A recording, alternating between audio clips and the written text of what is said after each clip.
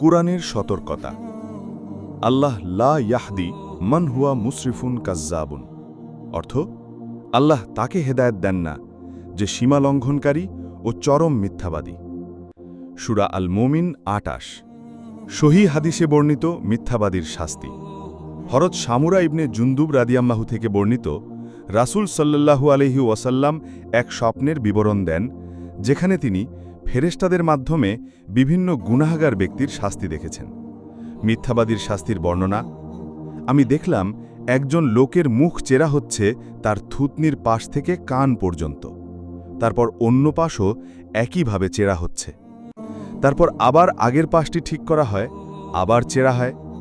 রাসূল জিজ্ঞেস করলে ফেরেশতারা বললেন, এই ব্যক্তি মিথ্যা কথা বলত, সেই কথা পৃথিবীর কোণে কোণে ছড়িয়ে পড়ত, তাই কিয়ামত পর্যন্ত তার মুখ এভাবে চেরা হতে থাকবে।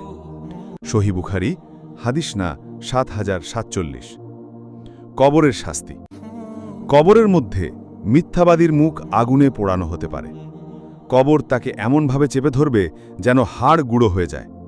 কবর অন্ধকারে ভরে যাবে এবং সান্ত্বনা পাবে না। আখিরাতের শাস্তি। হাসরের ময়দানে মিথ্যাবাদীর মুখ কালো থাকবে, তার মুখে আগুনের লাগাম পরানো হবে, তার আমলনামা বাম হাতে দেয়া হবে। আল্লাহ তাকে মুনাফিকদের কাতারে রাখবেন, কারণ মুনাফিকদের অন্যতম বৈশিষ্ট্য মিথ্যা বলা। অতিরিক্ত ভয়াবহতা। মিথ্যাবাদী ব্যক্তি যদি সমাজে গুজব ছড়ায় বা মিথ্যার মাধ্যমে অন্যকে ক্ষতি করে, তাহলে তার গুনাহ আরও বেড়ে যায়, যেমন মানুষকে বিভ্রান্ত করা, অন্যের মান সম্মান নষ্ট করা, হকদারকে বঞ্চিত করা। উপসংহার: মিথ্যা বলা শুধুই একটি মুখের কাজ নয়, বরং এটি একটি বড় গুনাহ যা মানুষের কবর এবং আখিরাত উভয় জীবনকে ধ্বংস করে দিতে পারে।